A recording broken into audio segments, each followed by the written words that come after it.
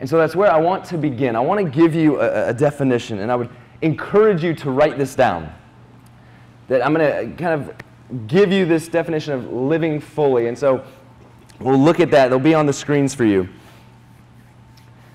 And it says this. It says that to live fully is following Jesus in a way that transforms every area of personal life and impacts every channel of cultural life.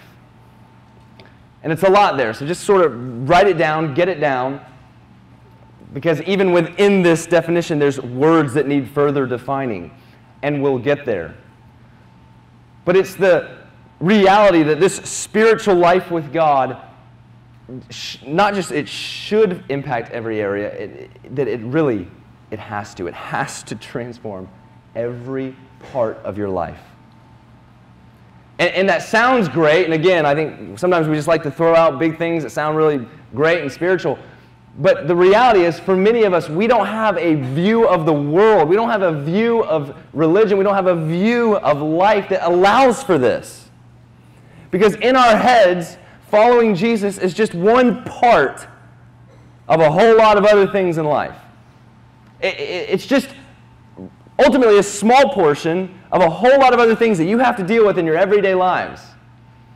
And so this notion that following Jesus could transform every aspect of your life, we just don't even have a view of the world that allows for that.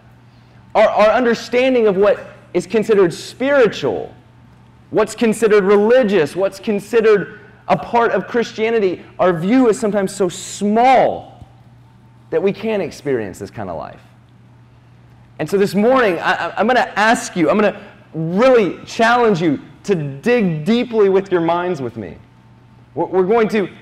It's going to be a bit more on the intellectual side this morning. We're going to think about some things in a deep way, but the goal is that our understanding of what life with God is would be expanded so that you can live fully in a way that you see this holistic, all-encompassing transformation for every part of life, and ultimately, together, every channel of the culture that's around us. You ready? No? It's a lot, and I know that some of you were up till 4 a.m., so you're going to be tempted to sleep. So if I see the head bob thing, anyone ever do that in school? Start getting sleepy? I'll call you out, because I need your minds. I need you here with me to be engaged. Now, here's what I need you to do. I need you to open your Bibles to the very first verse of the very first chapter of the entire Scriptures. I want you to go to Genesis 1:1. And as you're doing that, if you're like me, then every time I sit and listen to a different teaching or sermon and the pastor says, hey, go to Genesis 1, I'm like, not again. I've heard this so many times. And so if you're like me, then deny that. Because for us to recapture and to expand this view of our life, we need to start in the very beginning. And so Genesis 1:1, it simply says this: in the beginning, God created the heavens and the earth. In the beginning, God created heaven and earth. And what I want us to recognize here is that His original design was that heaven and earth were completely one. That the original intention of God is that this existence of heaven and earth would not be these separated, divided realities, but it was just all one. There was unity between the spiritual and the physical realm. There was unity between the heavens and the earth. There was no divide. There was no separation. God made both the heavens and the earth, and it was all God's, and it was all united together. Now, I have this way I like to say it, and I would make our students back home say it with me, but to describe the reality here, it was just one unified existence, and so we call it just heaven and earth. And if I could, I want you to just say it with me. All is one word, heaven and earth. Okay, now I'm going to, for some reason, I always just want to do this little hand motion with it. So I want you to put your finger by your mouth and just say, heaven and earth. Why do I do that? I have no clue. But somehow it sticks because I still have students go, heaven and earth. But this is it. You see it there. It's just all one. Not that they're the same thing. I mean, there's still the spiritual realm, the angels, God, and the physical realm, the creation, people, animals, but it was all defined by oneness. Now, if you look at verse, flow a little bit differently, I want you to see what the human beings are told specifically. Look at verse 26. Genesis 1, verse 26. We look at human beings. They're the crown of creation. They're the pinnacle of all this creating that God is doing. And it says in verse 26, then God said, let us make human beings in our image to be like us. They will reign over the fish in the sea, the birds in the sky, the livestock, all the wild animals on the earth, and all the small animals that scurry along the ground.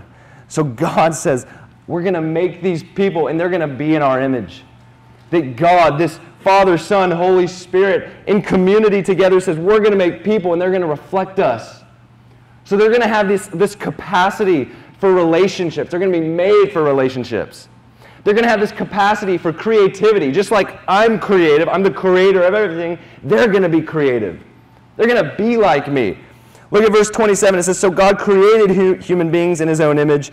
In the image of God he created them. Male and female he created them. Then verse 28 it says, look, then God blessed them and said, be fruitful and multiply. Fill the earth and govern it. Reign over the fish in the sea, the birds in the sky, and all the animals that scurry along the ground. So he says, listen, you're made to be like me. You're made for relationships. You're made for creativity. You're made to do meaningful work. He says, by the way, your responsibility is to take care of the whole earth. That human beings, you are the ones that I have made to care for this whole planet. You're going to rule on the earth, not in sort of a, hey, we can do whatever we want to it, but in this way of, hey, we're going to make it flourish. We're going to grow this human family, that we're going to multiply. And as this human family grows, the flourishing of the earth is going to just grow and grow and grow. That the cultures that we would create would be beautiful cultures that reflect the goodness of God, the truth of God, the beauty of God. What an amazing, amazing existence in this heaven and earth reality. I saw that, thank you. Now, obviously things radically changed, right? Obviously things got thrown off. But before we go there, I want to ask you a few questions. And these questions, the purpose is not to make you feel guilty or righteous or good or bad, but it's to get you thinking about your life experience. So a couple questions. First thing, do certain parts of life seem more spiritual and others way less spiritual? So are there parts of your life that feel spiritual and other parts that don't feel spiritual at all? Second question. Does your spiritual life address every area of your life? So does it cover every part of your life, or are there parts of your life where your spiritual relationship with God, that Christianity just doesn't apply to? Are there parts of life where it just doesn't apply? And then the last question I want to ask you is do you find yourself acting different in one setting versus another? Do you find yourself in some ways like feeling like you had to be one person in one situation, and then over here really sort of someone else? I want us to think about those, but I also want us to just imagine for a second how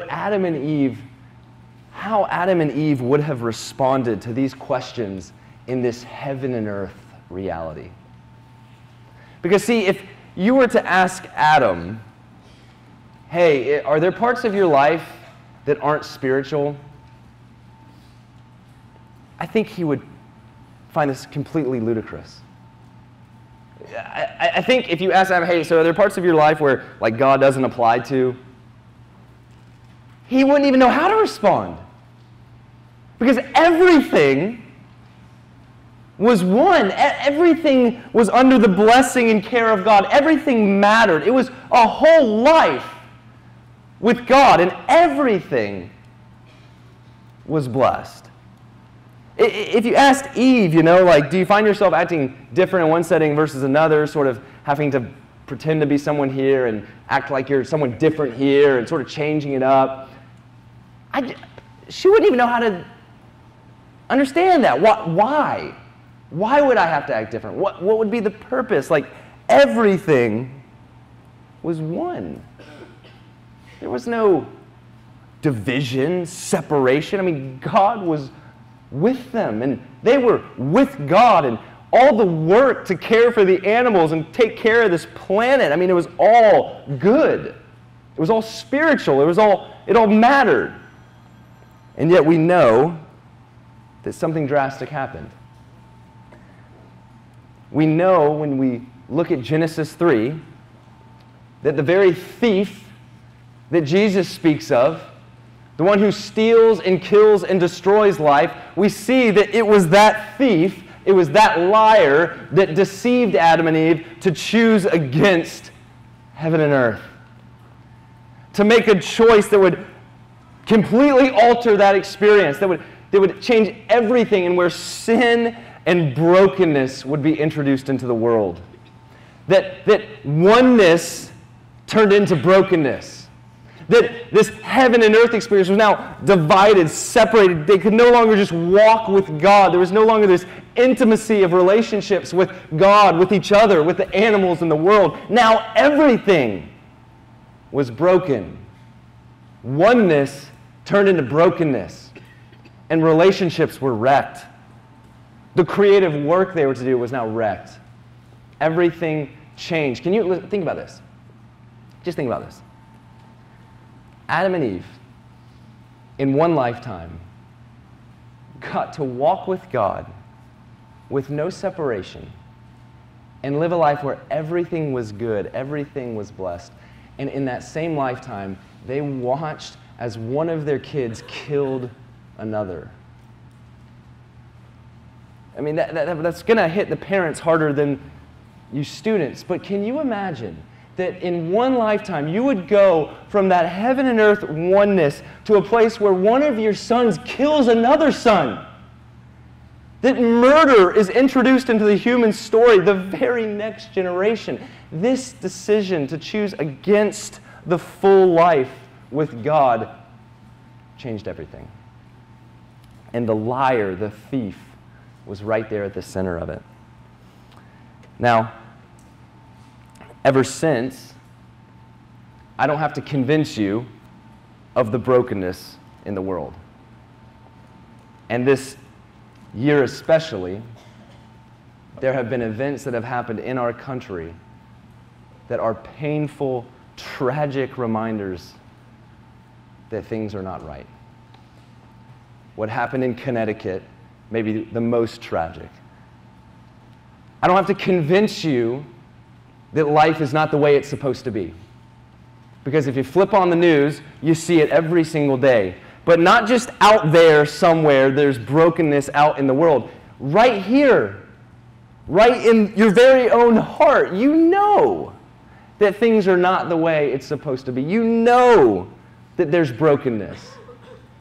We know that there's thoughts, attitudes, motivations that come out of us that are just not right. There's brokenness.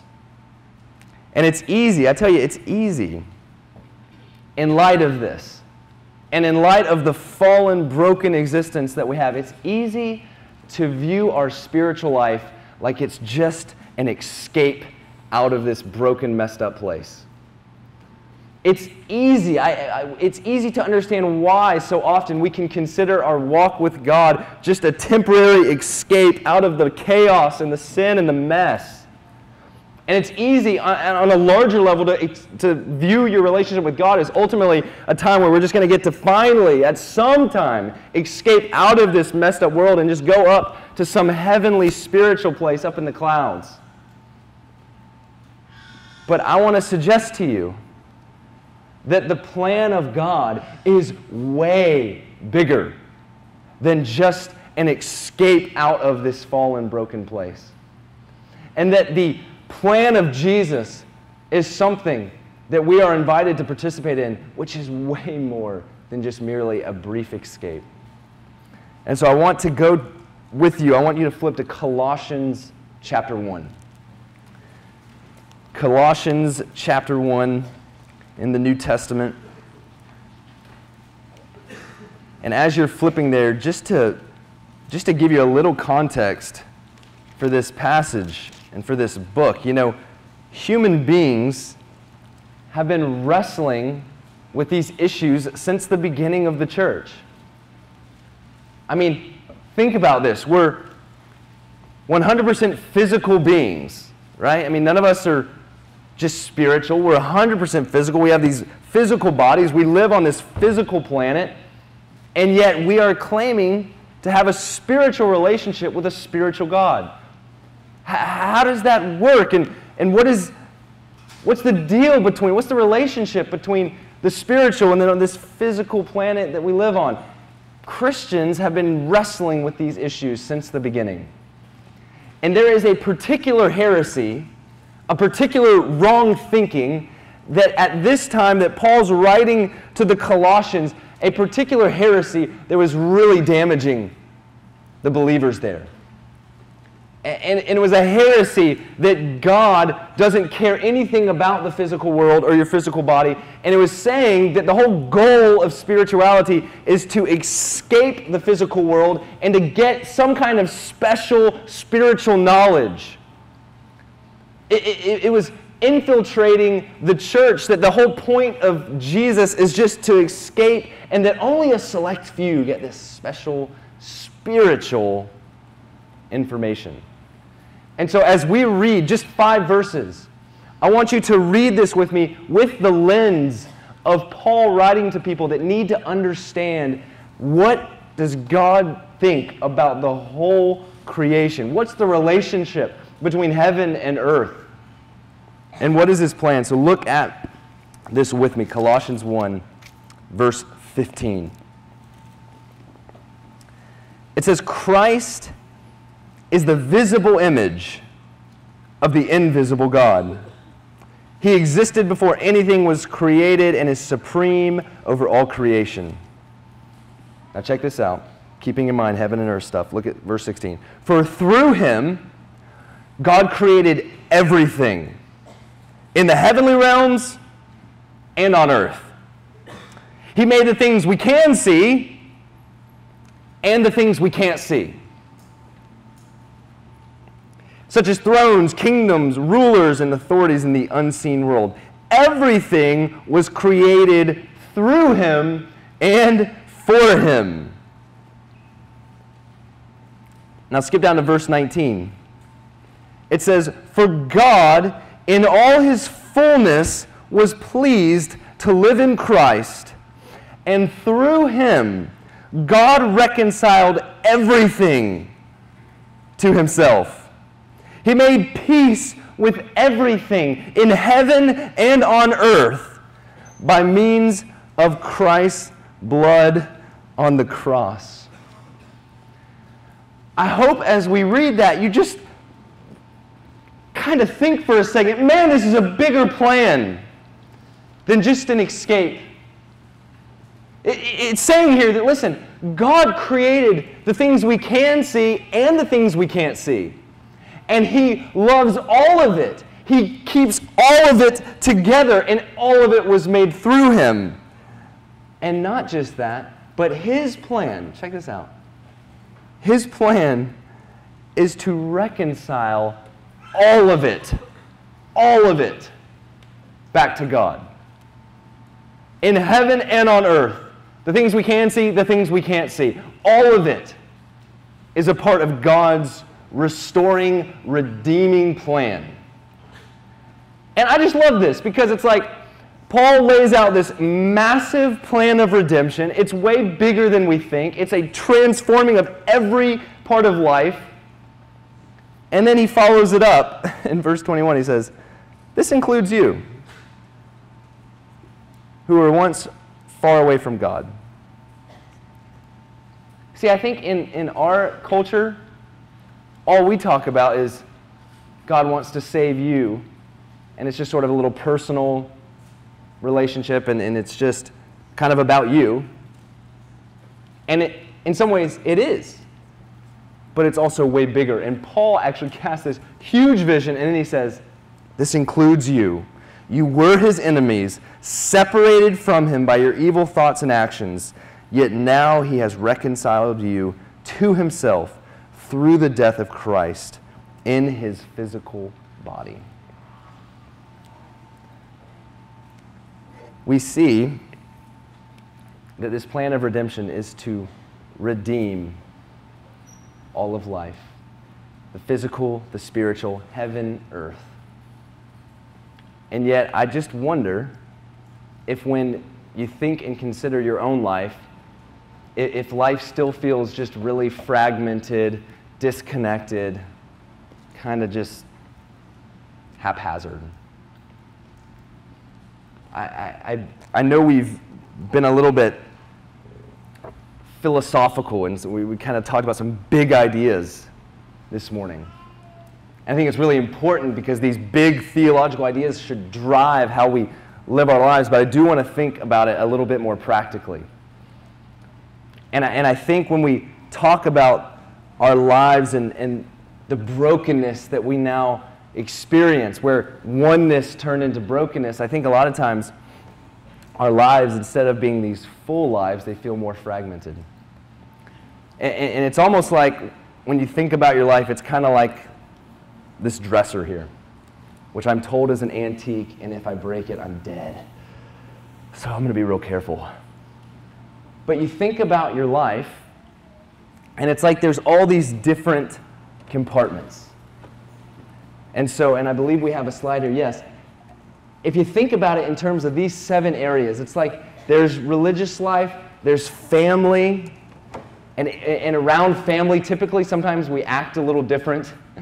They're the people that really know us the best. They know all the warts. They see us at our worst. I mean, but they know us, and there's a way that we act there. We've got friends, hopefully. We got school, and man, you spend a lot of time at school. I mean, this is really, for many of you, that's your full-time job, being a student. That's where so much of your world exists. There's your health and taking care of your body or a lack of health. I heard something about Mississippi about health, but anyway. There's finances, which again, some of this becomes more pertinent and more relevant as you get older. Now, I know we've got some college students in the house, right? Where's the college students? Awesome. Okay, you know about finances a little bit more, mainly that you're poor. But there's a way in which you need to manage your money. I mean, all of these areas make up your life. And there's certain ways oftentimes that we act with family or act with friends or act at school. There's different things, and it feels like life in some ways is just about trying to manage all of these different areas. And I think especially with religion and with church and with this whole following Jesus thing, I think oftentimes what we're taught is that we constantly need to take a step back, look at these 7 areas of our life, and make sure that Jesus is on top. And you know what? If he's not on top, then you got to figure out what's on top and make sure he gets back up there. So you look at your life, and maybe it's like a weekend like this, and it's like, man, I've just realized that friends are way more important. And so I've got to take out the friends. I'm not going to actually take it out and replace it because, again, it's an antique. But you got to take that out, and you need to replace it and get Jesus back up on top. Maybe school has become the priority, and so you need to figure out, you need to get Jesus back on the top and get school back down to its proper place. And in some ways, it's this constant struggle to keep God first. And we think about it, and when someone asks us, so how are you doing? I mean, how's keeping God first in your life? And like most of the time, I think sadly our response is like, you know, could be better. I'm kind of struggling. I probably need to do some things differently. And it seems like almost this cycle that we get ourselves on. And where maybe we're doing good for a while. I mean, maybe God is at the top for a while, but then something else moves them out, and then we have to kind of readjust. And listen, I'm not saying, don't miss this. I'm not saying that Jesus shouldn't be first in our life. I mean, he himself says, seek first my kingdom. Seek first his kingdom and his righteousness, and all things will be added. So in one level, yes, he should be first. But here's what I'm saying. That to accept this kind of life, to accept a fragmented life where you're just kind of constantly trying to manage all the other parts and it's always a struggle, to accept that is dead wrong. That this entire mindset, this entire paradigm for a life is wrong. And what it does is it just accepts the brokenness that resulted in Genesis 3. It just accepts that as the way life has to be. And God is offering a more full life than this. See, I want to suggest to you that biblical Christianity, that what the Bible invites you into is not a fragmented life, but a life that is full. And check this out. It's a life where life with God, your spiritual life, is actually the entire dresser. And the question becomes, how does following Jesus fill every area of my life? How does following Jesus transform the way in which I spend time in devotions, the way I discipline myself to read the Word, to engage in church? That's one part, but it's not the whole deal. How does following Jesus impact the relationships I have with my family? If your relationship with God says nothing to how you treat mom and dad, or how you honor brother or sister, or how you engage with extended family, whatever it is, that's wrong. How does following Jesus transform the way I approach my friends? And are my friendships based off the kinds of values of the kingdom? Are my relationships rich? Do I have friendships that call the best out of me, or do I just have friendships that kind of are based on the same things that everyone else has? In many ways, it's based off of things that aren't good things. It's a question of how does this relationship with God transform every part of my life? It should affect how you approach school. It should affect how you approach money, how you approach your own health. See, later on in the book of Colossians, Paul says this. It's Colossians 3:17. It'll be on the screen. But it says, and whatever you do, in word or deed, do everything in the name of the Lord Jesus, giving thanks to God the Father through him. It says, do everything for God. And I just wonder how many of you sitting in this room even have a perspective that allows for that. Do you think that God cares about every part of life? And have you personally opened your life up to him in every area? I mean, talking with students about this, there's plenty of them that say, there's parts of my life that I just do not want to let God in. I mean, it's fine that I can have this kind of religion part of my life where there's church on Sunday, there's maybe Wednesday night, maybe there's a small group, maybe there's a devotional that you do. But shucks, I mean, God, if you did 2 hours a day in the Word, which I'm just going to say is probably more than most of us would do. But if you did 2 hours of Bible study every day, you still got like 154 hours in your week. I mean, how much have you opened your life up that God would come and fill every part? And I wonder if for some of us, it needs to start by just surrendering and giving up the whole try to keep God first in this sort of, I'm trying to manage my life. Like in some ways, do we just need to surrender and say, you know what, on my own, I'm not very good at just trying to keep that first drawer, the Jesus drawer. In some ways, it's just this annoying cycle of struggle. And we find ourselves pressure to do it better, and we just don't really seem to make much headway.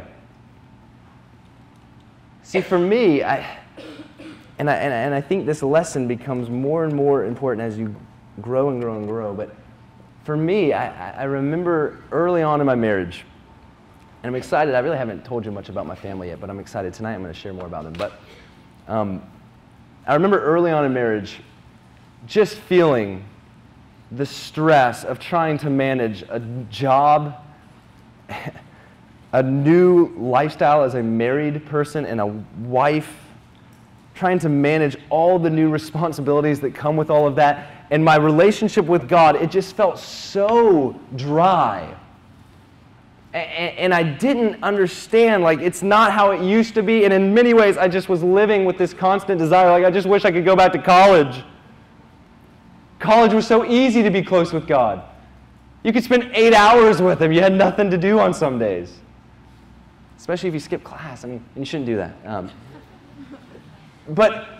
And I just found myself wanting to go back. It was easier then, and I don't know how to manage this marriage and this job, and how do you stay close with God? And so I remember very distinctly, I remember coming home from work one evening, being particularly stressed. And I walked in the front door, my wife was there in the family room, just kind of walked in, gave her a quick nod, went straight upstairs. And I remember going into my office, dropping my bag, dropping down to my knees, and just praying, like, God, I need you to speak to me. I feel so disconnected. I do not know what's going on. I'm not happy. And I sat there and just nothing, just disconnect. And I continued to just sit there and listen. And at about 3 minutes in, I sensed God speaking something that surprised me. Because, I'm here, I'm trying to be all spiritual. I'm like, God, I gotta hear. And I heard Him just speak to me, go be with your wife. What? I'm here. I'm up here to meet with you. And all I heard Him say was, go be with your wife. And see, I just wonder that sometimes in our lives we sort of have this huge divide where it's like there's the God stuff upstairs, there's the God drawer at the top, but then downstairs there's all this other stuff that we just don't even sometimes think God cares about. And for me, God was saying, go love your wife. This is a part of your life that my transformation must fill. Go love your wife. I'm with you in this. This matters to me. That we can no longer need to accept a broken, fragmented life. But we have the opportunity, as Paul teaches, that everything we do, in all 7 areas, everything can be for God. When we recognize, when we understand that all of life with God matters. See, this is how it started. At the beginning, God's design and plan has always been heaven and earth, one unified existence, the spiritual, the physical, things you can see, things you can't see, all together in one. God, His people, and this beautiful creation. All the animals, everything. And what we see is that His plan for redemption is not just souls escaping from this broken world up into the clouds, singing Chris Tomlin for all eternity. I like Chris Tomlin, but for all eternity would be rough. We see the plan is much bigger. It's to reconcile, to bring all things back to God. So this morning, the question is, are you open to a whole life where God's transformation and power is there? Are there portions of your life that are just blocked off to Him? Maybe because you think He doesn't care about them, or maybe because you do not want to give that over. And beyond that, I mean,